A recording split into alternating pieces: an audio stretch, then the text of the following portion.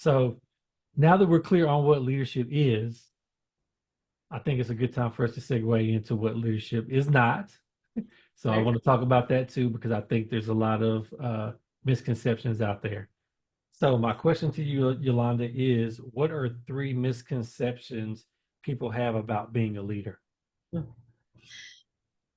We've talked about this a little bit in our earlier segments. Um, and I probably would say the one is that the leader has to know. We talked about that, right? Is that the leader has to know everything. The leader has to be the one to have all the knowledge in their head. I had somebody reach out to me this week, and it was a question about, I don't know, something very basic that shouldn't be coming to me as the leader. And I knew the answer.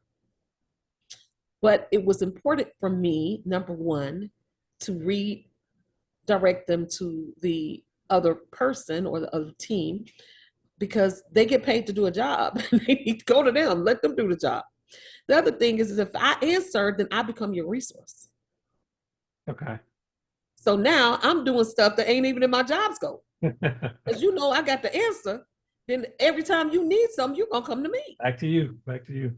So it nullifies your ability to delegate because you think you're supposed to know everything. Now you're carrying a burden and you don't have free space. You don't have creativity to do the things at your level, right? And Okay. so it's just another example of people thinking the leader has to know everything in order to lead. I think certainly this idea that you lead from the top down.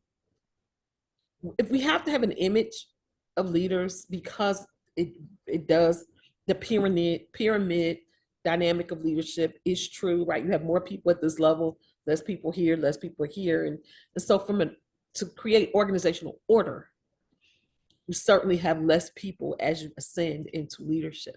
Yeah. But for me, I have to have a direct arrow to the bottom in order to know which way the boat is steering, right? I can't just look at the top because if I just lead from the top, we're going to topple over. I Okay. got to make sure everybody at every level has what they need to balance out the leadership equation.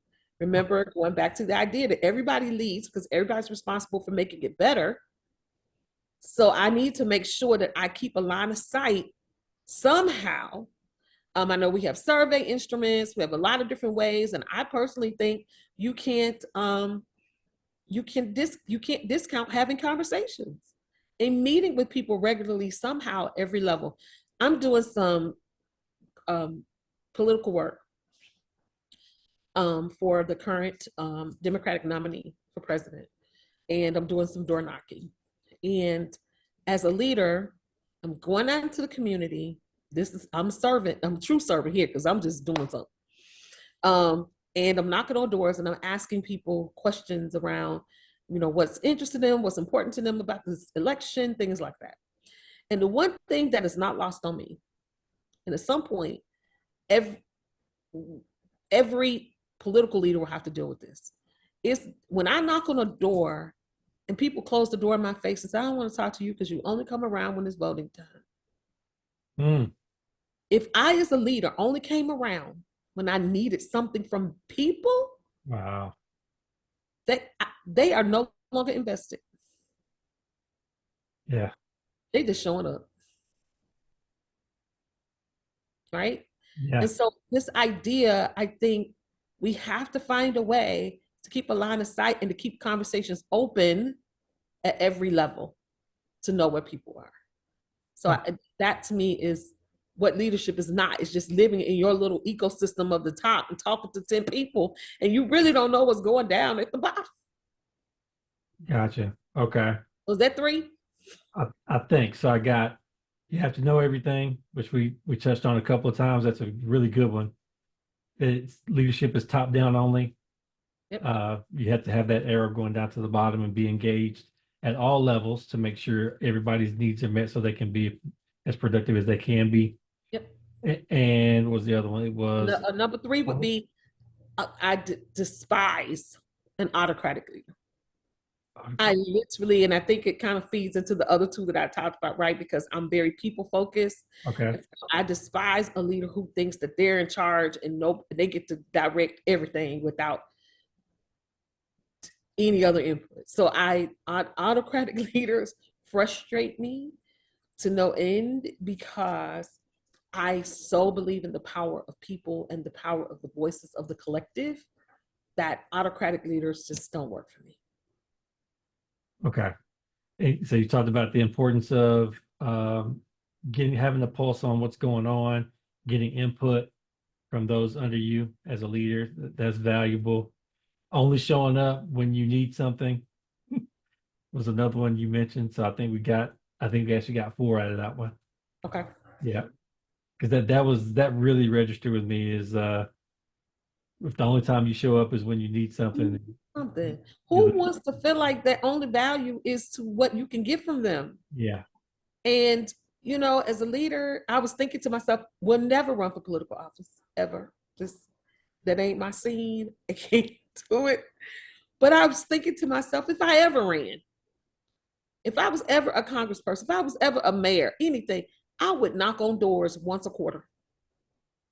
I don't care if it's 20 doors. I'm like, team, I need my team to take me out and we knocking on doors once a quarter.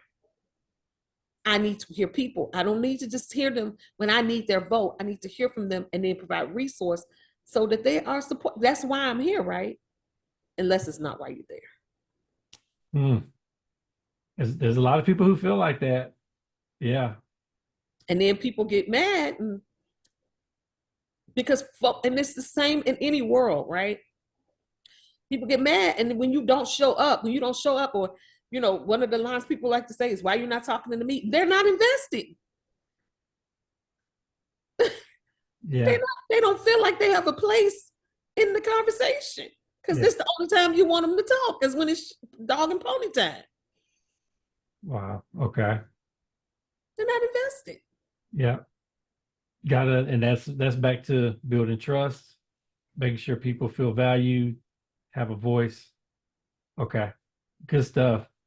Um, so after misconceptions, I want to play a game with you, a little this and that. So I'm gonna give you a sentence.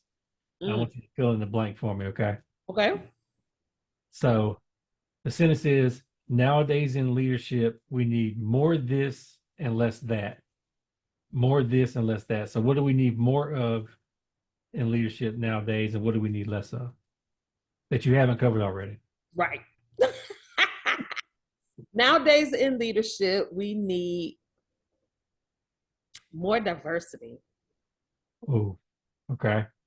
and and less I guess single representation or mono representation. So more Okay. diversity for sure.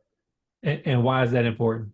And let me say this: it's not just white black, because we kind of get stuck there Okay.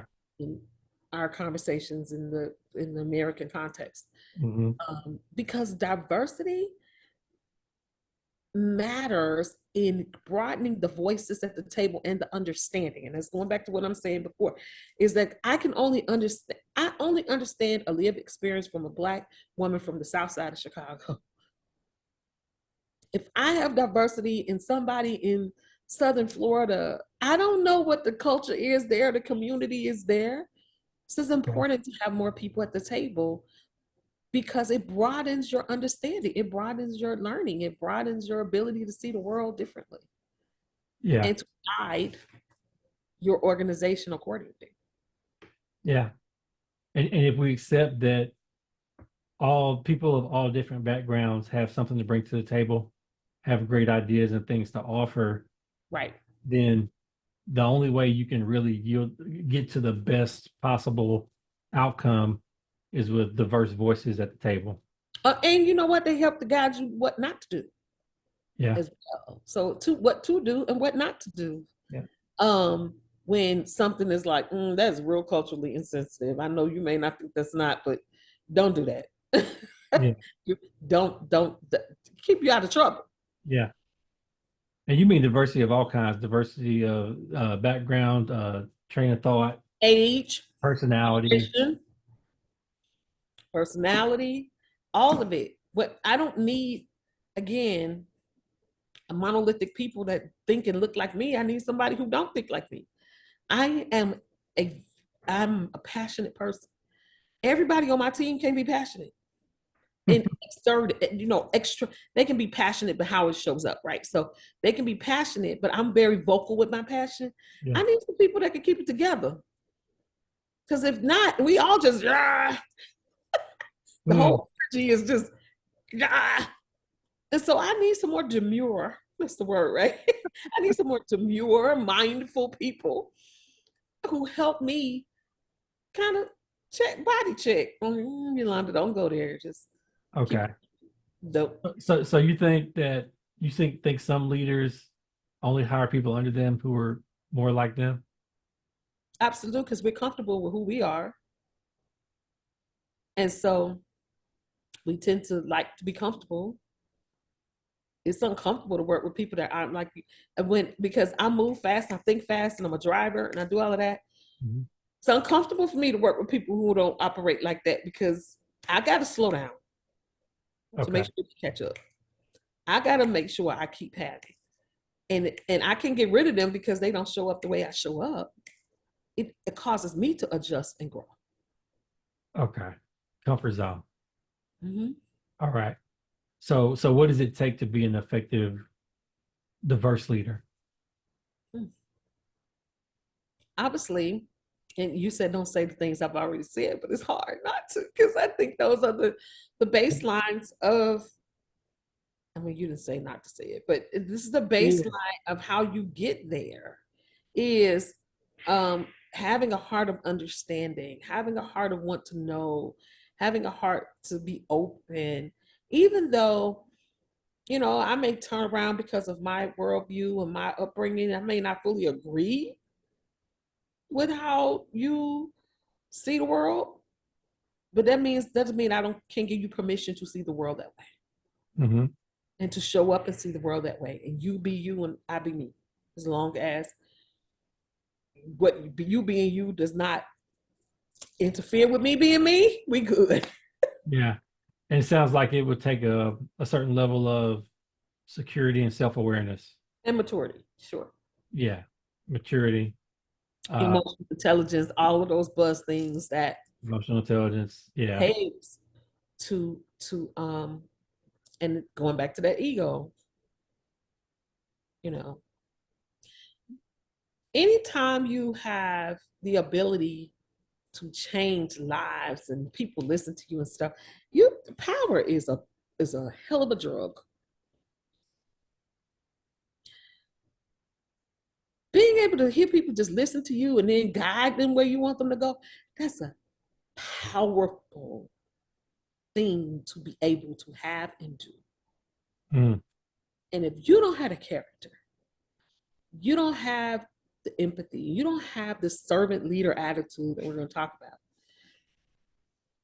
man, it can guide you. And we've seen it guide people into places that, that are dangerous. Yeah. Yeah. Yeah. Them and for the people around them and for the people that they're leading or Yeah. lack of.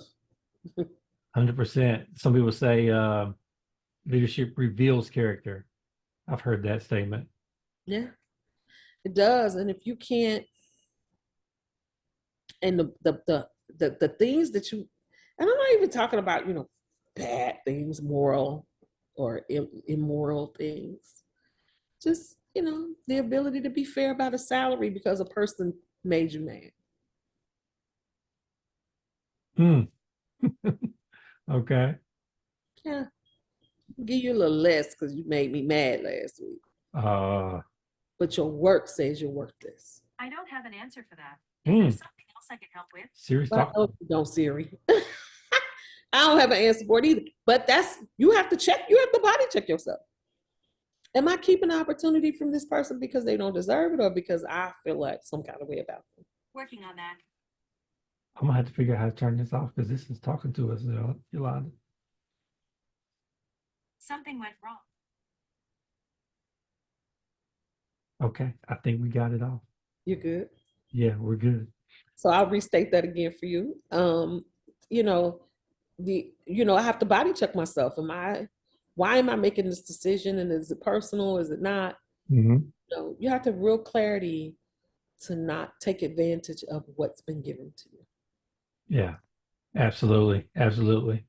And see, that's why I dig, because I get more powerful information the more I dig. So even though I know you've touched on some things, I know you got more to offer. So sometimes I ask a question and dig a little bit further. So I appreciate you entertaining me on that. So now that we've done this and that, um, do you have any specific examples that we've talked about what leadership isn't of, I'll say, the most extreme example you can share of leadership gone wrong? No names, nothing. Just an example you're aware of. Keep it non-political then. Yeah, yeah, because everybody knows what you're talking about. If you just, um, yeah, I can. And it's not just one person. This has happened to me personally several times. okay, And I think that probably is why, and maybe it was the lesson that I needed to learn so that I did not engage when my opportunity came. okay, And that is being held back because I was different. And not different in my skin color or even my womanism, but because I am vocal. I'm a truth teller. okay, And, when people want to hide things and want to show up as if they have all the answers and don't want to tell the truth about the issues, they hide truth tellers because they want to portray an image that everything's good and I got it under control, and you don't. And so this isn't just one person. For a big part of my time in my career, my current company, it was several different leaders because that was the construct of leadership that they knew. Truth tellers are problem people. They're not the ones. Keep them out the room. I need yes people. I need people like me. I need people that are going to expose the issues. And so for me, that's leadership gone wrong. That's not, I need the truth tellers. Talk to me. Tell me what's going on. Tell me this, because I'm interested in fixing it. I'm not interested in portraying the image that all is good. I'm interested in making sure that we better the environment. yeah, okay, Right. And yeah, so I would say to anybody that's leading, don't be afraid of the truth tellers. Sometimes they can be brass, they can be direct, but they are valuable. They're going to tell you like a TI is. And those people give you knowledge, they give you their passion. Do not push them to the side okay, because they have value in the construct as well. Now, we should all share information respectfully. We should all share information with empathy, in the right room, in the right conversation. you're talking to the truth tellers right now. Like, The truth tellers. you have to Yes. be able to, deliver the truth in a Right. Like I can tell the truth in this meeting, but this ain't the meeting for me to tell that truth. I'm gonna hold that. I'm gonna find a way. I'm gonna find an instrument in order to have a conversation about this, right? Yeah. So you have to manage that appropriately. Yeah. But those people, sometimes those vocal people, you're in HR, you hear it. Managers complaining. It's like, ain't nothing wrong with what they said. You didn't like it. It didn't position you in the most positive light or what you're trying to do. But is there value in what they're saying? Yeah. So that would probably be the one thing that I've experienced personally that I really try not to implement in my current leadership opportunities, is to bury the voice of the truth tellers. Okay. Let them speak. Hear them out. Act on what they're saying if it's valuable. Okay. And there's a difference between complaining and truth telling. Yeah. Fair enough. Yeah. And I mean, that's why, a lot of companies have surveys. Birthdays, right? You shouldn't have to feel like you need to be anonymous to tell the truth. Yeah. Shouldn't. What does that communicate? And we say, well, you don't have to tell us who you are. What does that communicate? Why can't you tell me who you are? They should feel comfortable. I do think having an outlet for people who don't, or maybe sometimes it's their own personal reasons based on personal experience, not True. necessarily based on the environment currently, right? Yep. Maybe in the past they've been burned and they'd like to And share that's my something. point, right? Is that we have to think about the fact of how it's gone wrong before, to the Yeah, point where we literally have to protect people and promise us yeah, and beg them to show up and tell us in person. yeah, And I get the survey instruments, and I get people that still won't show up. And I know I have as much as I can, and I can't do anything about that. That's their prerogative, whatever.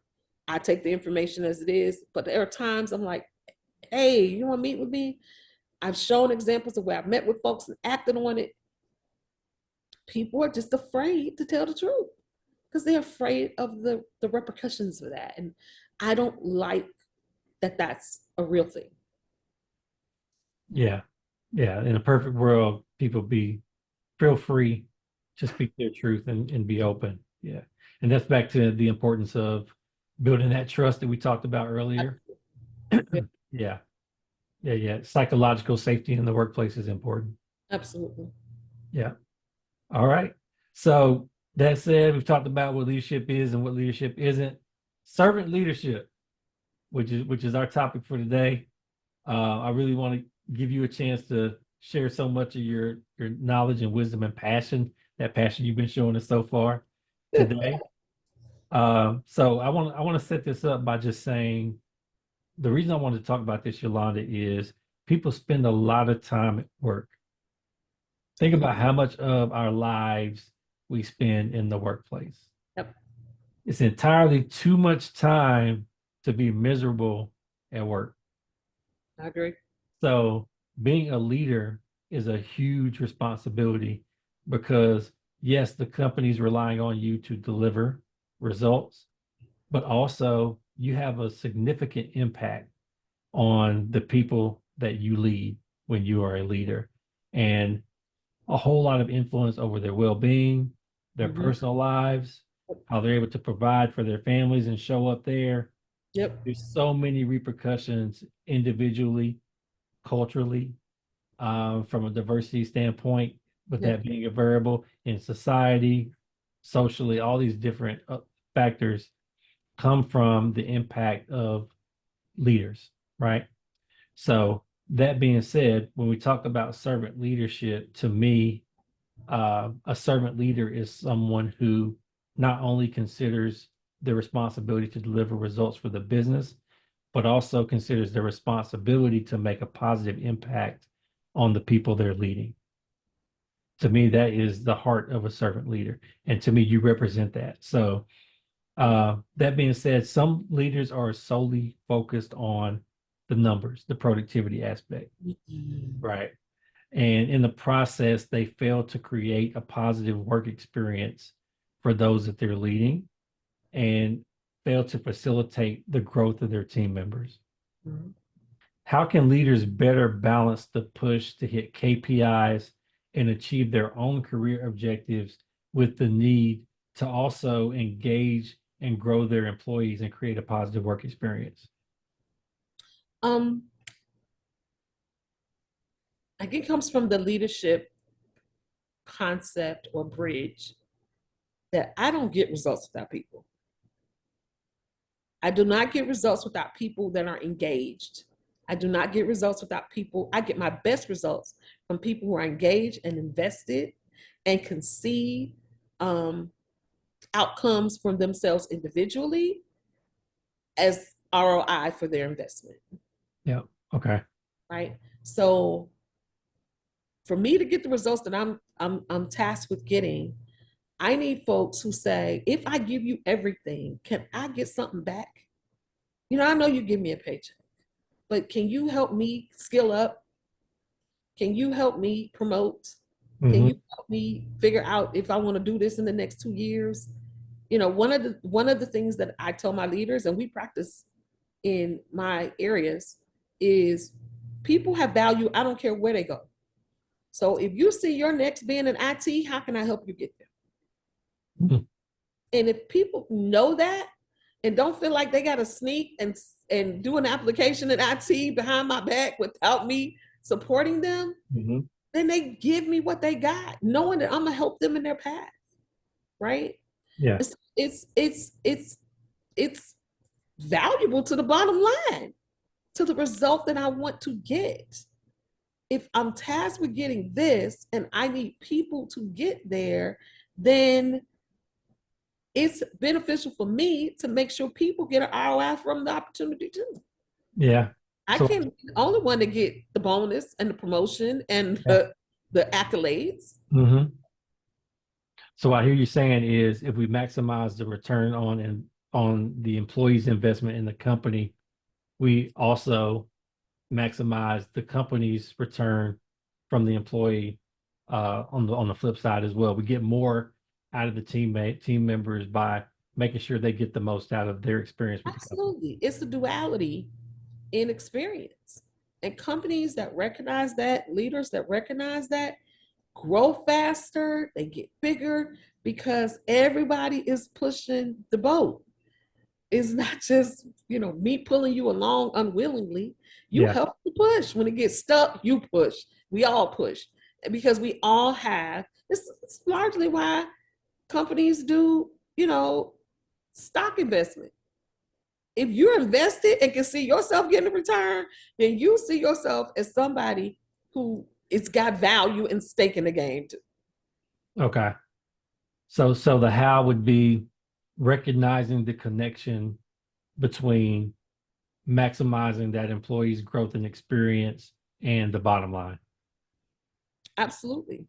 Okay. And that you should get something for your labor. You should get something because honestly, in currency, I cannot repay fully. My company cannot repay me fully for what I give.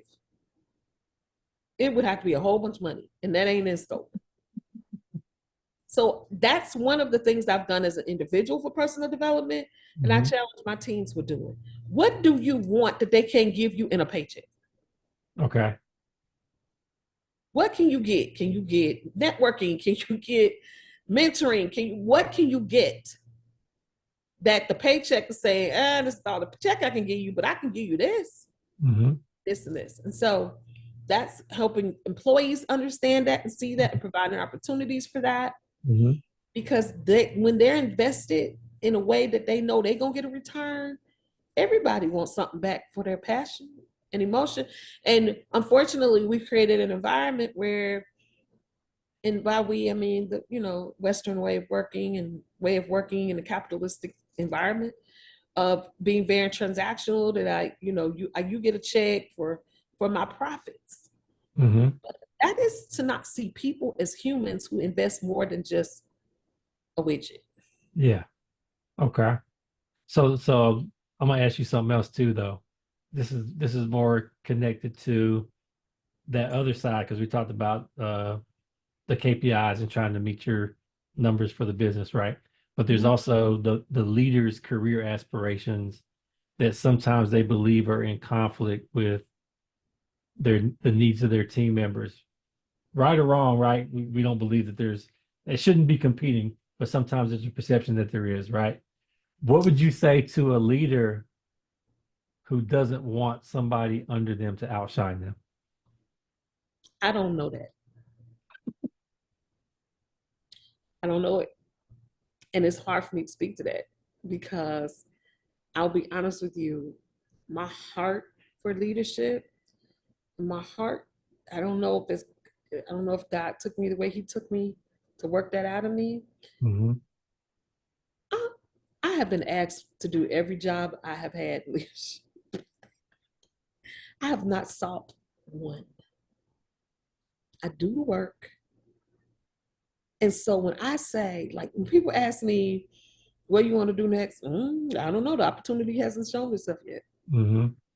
because I'm focused on this opportunity. And because of that, Jonathan, I'm not scared of somebody else taking my next. And so I don't have to suppress people to think that they gonna outshine me because that's not how I work.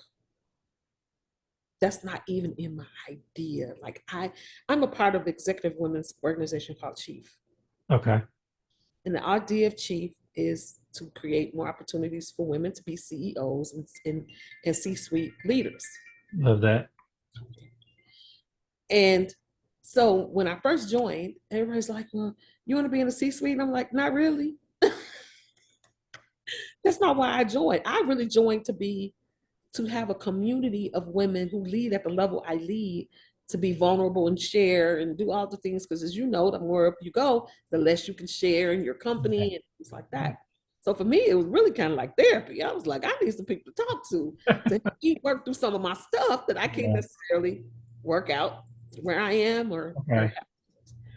And they were like, well, you don't want to be a chief? Ain't thought about it. Because I don't think about, I want to be a CEO. I don't think that far ahead. Okay. About when it comes to my career, right? Okay. You started off with all the things I'm doing outside of my job. So yeah, I'm doing so much. Yeah. I don't think about that. So if I had to say that, because it's not that, gratefully and thankfully it's not something I think about, is who gonna take your next? If you're busy being the best that you could be, what are you worried about?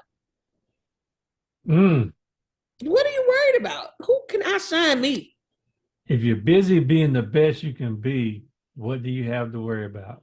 What are you worried about? Wow. Okay. And as someone who's thinking about the future and legacy, because that's what we were talking about, right? Is legacy. Yeah. Yeah. You should be thinking about who is going to outshine me. I got to lead this to somebody. Somebody got to, I'm not going to stay here forever. Mm-hmm. And maybe that's the problem, is you have people who want to occupy spaces forever. I don't want to stay here forever. Okay. I work myself out of a job every 3 years. So somebody got to take it, shine on, because I'm going to be gone in 3 years. See you. But you know what? Okay, so we actually got to it. You thought you didn't have an answer for that, but you actually did. Okay. Right? Because what you just said to me, if I just put it in a bow, you said you should have a plan, right? So that if you're moving on or you're elevating and you have a plan for yourself, then training somebody who can come up and replace you Exactly shouldn't be an issue for you, right? And you're right. And so, okay, so I answered, I worked it out. Yeah. and I would say to that end, one of the things that I have learned is, because I do that, when opportunity comes and I've created a second in command and given them opportunity to shine, people don't try to hold me back because they're not worried about a gap if I leave. That's right. You know what? That is so true. That is so true, because your leader also has to think about, okay, if Yolanda, if I move her, yeah, who's going to fill that role? Who's going to fill that gap? So it creates opportunity for me to say, we got it. This person can do it. I can go on and do that. That's a great perspective, because a lot of people honestly are afraid of working themselves out of a job by training people who can do their work for them, right? So that they could have work-life balance and go on vacation and not have to worry about what's at the office. Right. But some people are afraid of basically working themselves out of a job by training other people so well that the company doesn't need them. That's what their thought process is, right? Correct. Or even automation is another example, right? Automating tasks, they're afraid of it because, well, if I automate, somehow I don't have a job. I don't have a job. Well, how many other things could you be focused on if so much work out here? Right. If you didn't have to worry about some of these things that could be automated that you really don't want to do anyway. Absolutely. For the most part, you can be more strategic. Now it does challenge you because now you have to grow. Right. Now you have to do some different type of comfortable. Yeah. Go create. And so for me, that's kind of, I guess I did work myself into the answer. But yeah, I can't move on if I got to fill this space and nobody can feel it. Come on now. I got to be able to go on and do something different, and you do as well. So for me, I'm looking for the superstars. I'm raising them up. I'm taking them. I'm not just developing them. Come to the room. Come on. Let them see you. Yeah. Show them that you got it, that they can talk to you and you got it.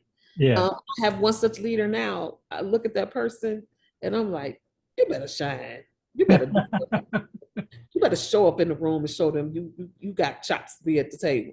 Yeah. I love it. I was meeting with that person on Friday with all of my leaders and senior level leaders, and I was silent the whole meeting.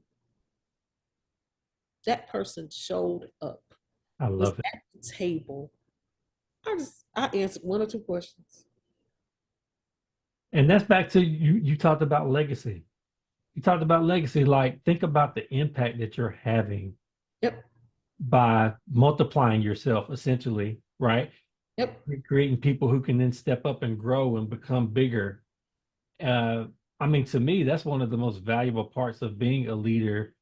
You can forget about those KPIs. I mean, not that they're not important. They are, Yolanda. It's important to get the job done because the business has to flourish, right? So we know that. Right. Beyond that, though, the biggest impact you have is people. The impact that you have on the people around you. And that's working you. That's what makes me do it. If I just had to get numbers in a widget environment, I would thrive. Yeah. I have to have my why is the people. It's why I lead, is to create opportunities for others. My why is the people. And when I've done that, I completed my servant leader mission. Yeah. See, I love it. We got an answer. You thought you didn't have one. We have one. I made it better. I made somebody better. I made the environment better. I bettered something. Better somebody. Yeah. Yeah. Yeah. So hopefully somebody took that away, because there's a lot of people who have that fear. They don't want to talk about it because they know it doesn't sound right, but a lot of people do have that fear and it's holding them back. Yep. Now you touched on Chief, and you talked about being able to have conversations about some things that you need to go through for yourself, right? Right. So kind of on that same tangent, here's what I want to ask. So the practice of leading with heart, being able to show up and have that heart in your leadership in the workplace, it evokes a certain amount of emotion and empathy, right? In the workplace. So as a leader who happens to be a Black woman, how have you managed to display your passion and heart and compassion and still excel in the workplace in spite of stereotypes that are out there about women and emotion in the workplace? Interesting. Well, probably because some of my natural construct is I'm very practical, I'm very functional. I'm very disciplined. And so because I'm passionate, I can be emotionally strongly, but it doesn't come out as being super emotional. It comes out more as being more direct and more assertive than anything else. So it's kind of like my personal makeup is a part of that. Then there's this disciplines and skills that I've embraced over time is learning how to manage those emotions in the meeting. So I am silent when I need to be silent. Not because I have nothing to add, it's because if I add it right now, it probably isn't gonna be nice. And it can come out the way you should. So I've had to learn that. I've had to learn, my mute button and then gives me time. I've had to learn how to, you notice how in jury trials, the defendant often is writing to keep that emotion. So I have to do something to make sure that my emotions don't attach to the information sometimes that I'm hearing. Okay. So maybe I'm typing or maybe I'm writing so that it steadies my response if I have to respond. Okay. So skills like that, right? And I'm gonna contradict that a little bit, because one of the things I say to women particularly, speak up. Show up, speak up. If you're in the room, you have something to say. Do not be in the room and leave without talking. Mm. Speak up. Ask a powerful question. Do something. Don't sit in a room for an hour and say nothing. Don't ever. So you should be thinking all the time, how do I engage in this conversation? I may be silent, but I'm listening. And before we leave, you're gonna know I was here. Okay. And why is that? Why is that important? Well, because you're in the room for a reason. You're in the room to add value. You're in the room to add voice, ingenuity, thinking. And if you don't do that, then people think, well, why were they there? Why were you present? You gave nothing. So I tell my leaders, if I invite you to the room, you better be trying to figure out how you can ask a question, something to show value. Okay. I think what I'm looking for people to take away is how they can confidently be able to display some heart and compassion in their leadership, but also know where the boundary is in terms of making sure that they're doing their job as a leader, right? Be yourself, do your job. Be yourself doing your job. And at any point where your job or yourself conflicts to the point where you can't take it, it's time for you to move on. Oh, well, and that is a period on that from Yolanda Johnson. uh, good stuff. So, speaking about servant leadership, could you give me, as I milk a few more nuggets from you before we close out? Yep. What are your top 2 or 3 ways that you strive to have a positive impact on your team members as a leader? Going back to that, listening at all levels, going back to just getting to know my team, not just what they produce, but who they are, how they think, as much as I can. Obviously, as my teams grow, I don't get as much face time with people at the bottom that I like. And I remember President Obama saying that he hated the bubble. He wanted to be outside. You get this leadership bubble where you're just kind of always up here. And I'm like, I gotta bust out the bubble. I got my boss is in town this week, and he was doing some strategic planning, and he was so frustrated because he loves to get out the bubble. He loves talking to the people. He was about to go crazy because for 3 days he was just up here. He was like, I need to talk to the people.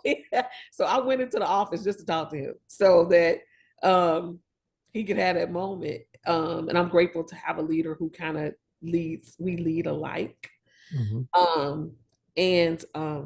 So keeping in touch with the people at every level, because that's how I keep my empathy.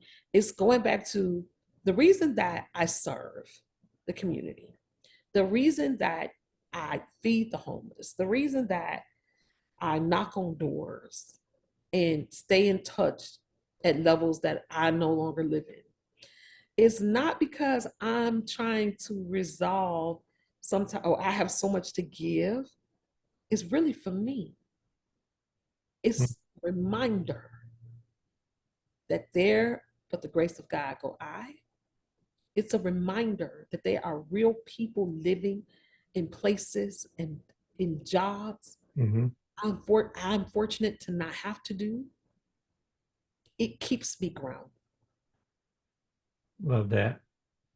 And that's what leaders have. You gotta have something to ground you. When you start thinking the world serves you.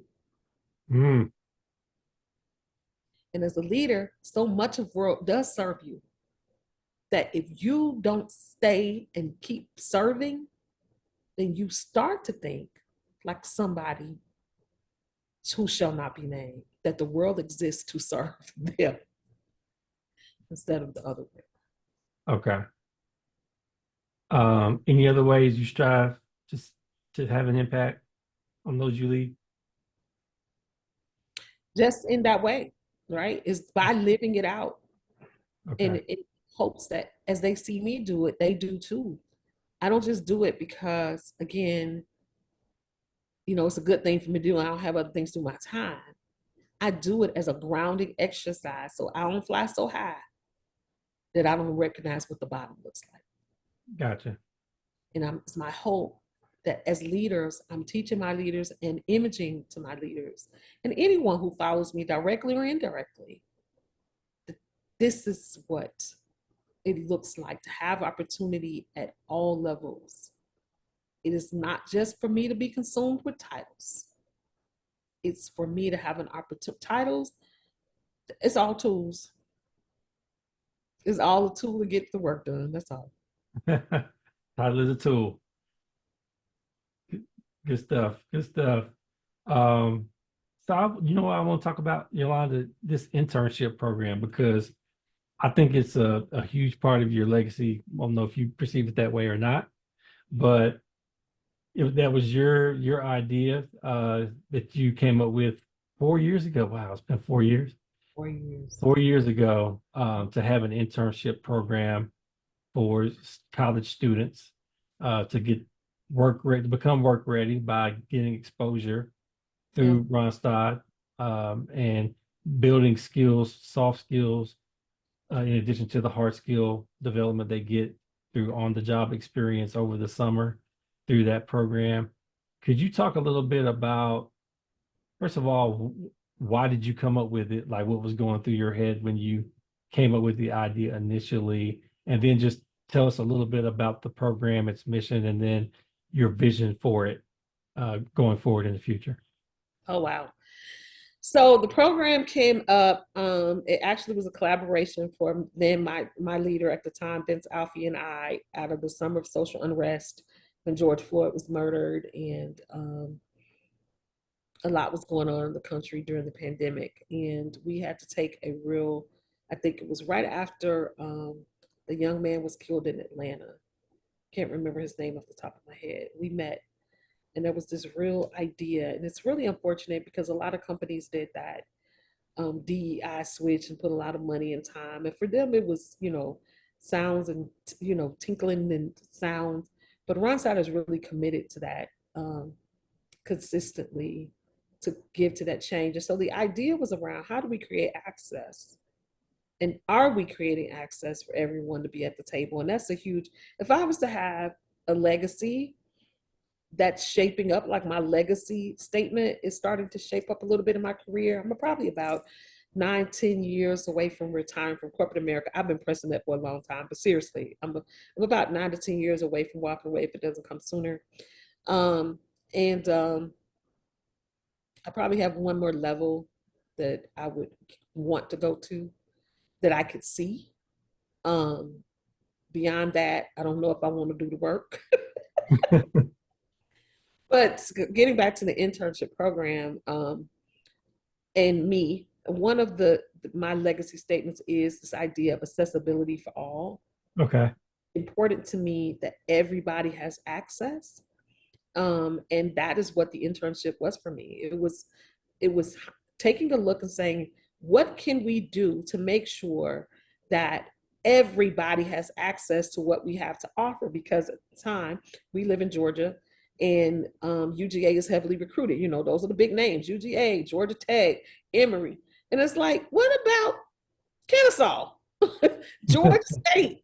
All of these amazing talents and mindful, powerful folks are here, but they don't have a room at the table because they don't go to the status schools, or they don't look like the status people, or their moms and dads aren't the ones at the top saying, hire my kid, and thereby giving them affirmative action without affirmative action.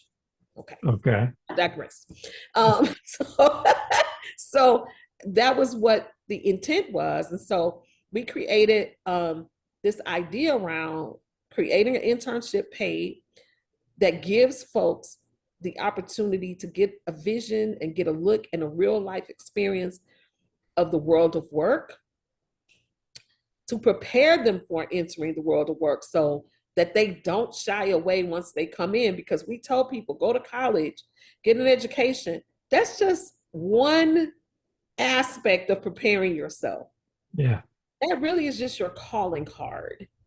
But you gotta know and not feel intimidated when you walk in the room that you belong there and you know how to behave there. And if you've never seen that modeled in your life, if your mom is a hairstylist and you want to be in corporate America and you don't know that model, you're gonna get in a room and be like, do I belong here? I don't know.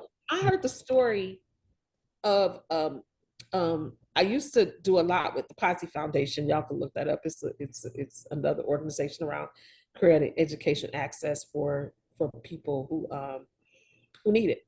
And Okay. so one of the things I heard far too many, and the reason why they started that foundation without telling their story was because they would see kids, smart kids, get an opportunity to go to Ivy League schools.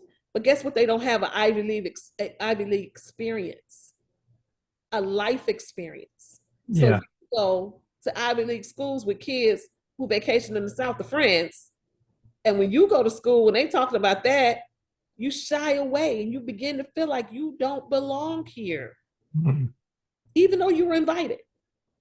Yeah. It's Okay. important to give people an opportunity to be coached in those spaces so that when you decide in, using one of our interns this year, and I'll tell you her story because she gave me permission to tell it. She came to the I haven't told it on LinkedIn yet, but I will soon. But she came, we selected her. When we selected her, we did not realize she didn't have transportation. Oh And wow. if you Okay. know anything about Atlanta and where Hmm. we're located in Atlanta, she lived in Stone Mountain, Georgia, and she had to get to Cobb County every morning on the bus. And MARTA don't work. We don't have a very robust um, public transportation system in the city of Atlanta. Even what they do have, it's not very robust. She committed, and I had the opportunity to drop her off, pick her up a couple of times. Mom, forget what her mom does.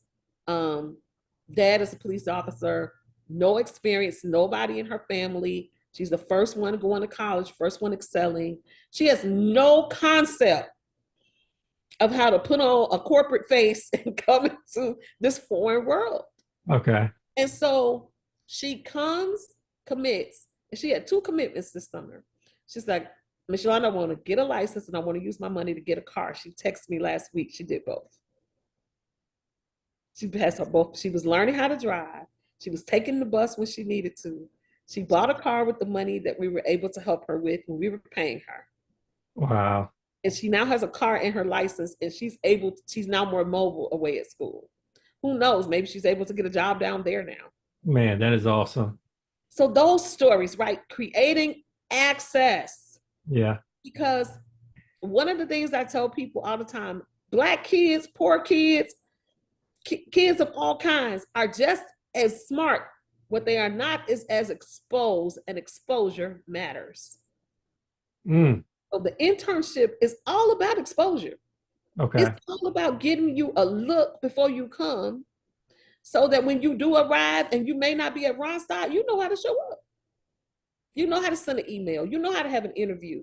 You know how to network with executives. You know how to do that. And we do all of that in the internship program as a way of creating access and skill for the next level of work. Yeah.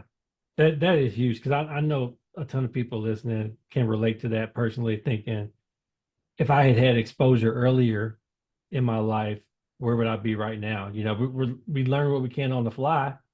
Honey, I remember I pick up like I'm cues of like the strength of my leadership is following patterns. And I remember a Black woman, I can't think of that lady's name. I was living in Arizona at the time. I was a new leader. I was working at Discover Card. I've been at Randstad 22 years this year, so that tells you how long ago that was. I remember I could see her face. And we were out to dinner. Now, I'm a Black girl. My mom was a nurse. My dad was a parking lot attendant. I ain't know nothing about corporate America. And we were at lunch. We were at lunch. And I was looking at her and we were all ordering. And when the food came, I started to eat. I didn't know nothing about waiting till everybody had their plate. Hmm. But I noticed without saying a word to me, she just sat there. and she didn't touch anything. And I looked at her. Oh, okay. I think I'm not supposed to be eating. And I just sat and waited. And I looked at her and did as she did. Right? But because I had access at the table, I was able to see and respond. Yeah. And you can't imagine the imposter syndrome people have when they don't have access to know what goes on at the table. Yeah. Right? And so I had an experience at Randstad, Black woman. I was just so proud of her. I interviewed her. She was horrible. She was horrible, Jonathan. This woman had done, blue collar work, if you will, whatever collars, non-corporate work, and went back to school, got all these degrees, and she was trying to figure out how do I break in? And in the interview, she was horrible. I walked into the elevator. I said, let me ask you something. I said, can I call you? I said, I want you to put your phone number. So one time I probably breached a little bit of this, but it was so important to me. Okay. I said, when I call you, I'm going to call you as Yolanda. I'm not calling you as a manager at Randstad. I said, I'm going to meet you on my personal time when I'm off work. Okay. But if you meet me, she's like, yeah. And I met that woman at Coppola's across the street from our job. Okay. And I told her, I said, sis, getting the degree is just a calling card. You have to, what your challenge is, you don't know how to get through the door. Now, I can't get you through the door because I can't put my name on you right now because you ain't ready. Not ready. But you got the degree. Now you got to learn how to get through the door. And the internship is all about getting them through the door. Okay. Exposure, man, that is huge. And that's what I love about the program is just seeing how, first of all, everybody grows over the course of the time that they're there, right? And we've seen people come in that are really shy to themselves, really doesn't want to speak up or say anything. And then by the end, they're speaking up and thriving. My one disappointment about it is that we have not been able to keep the continuity of staying in touch. And I think I probably have said to myself, maybe that's not what we're intended to do. Maybe we're trying to hold on to something that really should just be released into the world and let it boomerang back in its time. Maybe that's a thought. Yeah. We'll see. But and part of it is, and I keep in touch with them on LinkedIn, so they got my number. Yeah. Like we're in touch, but not as like a conglomerate. Yeah. I was gonna say part of it is us wanting to see our investment come full circle a little bit. Yep. Yeah. And we're doing it through LinkedIn, and maybe that's the vehicle we should be using because that's where they taught me to go out there. Like Vic got a job. I saw Devanya got a job. Like I'm seeing, like all of them grow and get opportunities. So yeah. I am able to see that on LinkedIn. Yeah. And it's great that we also advocate for them to make those connections with us before they go. Yep. And not be bashful about reaching out. So I think Michaela's at Clark. It's just good seeing them do all of it.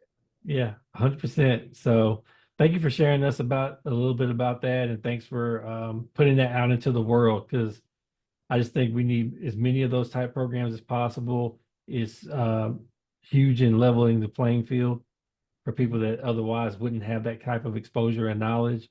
And then I can only imagine like what they're going to do for other people because they had the benefit of somebody pouring into them, that they're going to, like you, pay it forward in some way, and it's going to multiply. And we'll never know the true impact of the program or be able to measure that, right? Yeah. And in my personal life, in my personal leadership, I've been saying I'm going to do it. I got to do it. I do so much. But I've been thinking, I'm like, I want to host just like a wine connect with all of the people. I stay in touch with so many people that I get to touch in my role. And I'm like, I'm just going to host a meet and greet. Y'all come, let's have a reunion. Let's catch up. Let's see what people are doing. They in my phone, they on my LinkedIn, they on my social media. So I'm like, I'm just going to put it out there. Here, meet me here. Let's take 2 hours. Let's like my treat. I just want to see because you are the fruit of all of this is them. Yeah, it is. Indeed, indeed. Well, what else do you do, Yolanda? Because I know you're big on serving even beyond that. You got the internship program, which is a huge part of your legacy. Yep. Um, Tell us a little bit about the other things you're involved in from a service. Um, so much so I'm getting more involved in Chief. One of my next is going to be some executive coaching, as well as some more speaking, and being able to share a little more on platforms. So you are kind of an introduction to that. I've had two of those opportunities, and I'm not foreign to speaking. I've been doing it all my life, most of it in church. Yeah. So empowerment is who I am and what I do, Yeah. but leadership construct, particularly women leadership, particularly Black women in leadership. Um, those are some of the things that I'm working on from that perspective. And then obviously through my organizations that I have there, I serve the community through political advocacy, um, and through Ravens Project. We annually do feed the homeless projects. We do travel tours for kids. That's another thing that I have a real passion for. And I started before the pandemic, and I haven't been able to pick it up because my career shifted. But one of the things that I want to do is travel tours for mainly, we'll see, because I don't play with people's kids. You got to come with your children, so we'll see. But travel tours, because I believe travel is a part of exposure. I travel a lot in my personal life. And so I've done some travel tours, actually for a couple of schools to DC. Like, it's one thing to see the light come on. I have a video of a little girl who, for the first time, was on a flight.